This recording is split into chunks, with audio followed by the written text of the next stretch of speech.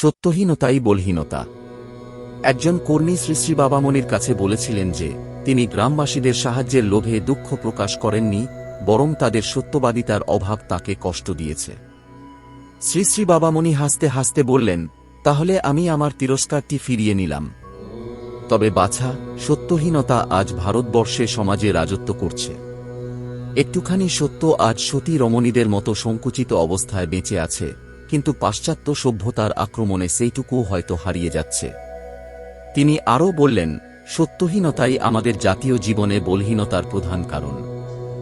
আর এই বলহীনতাই বিভিন্ন পরাধীনতা এবং বিপদকে আমাদের কাছে আমন্ত্রণ জানিয়ে নিয়ে এসেছে। এখানে শ্রী শ্রী বাবামণি সত্যের অভাব এবং তার প্রভাবের প্রতি দৃষ্টি আকর্ষণ করেছেন।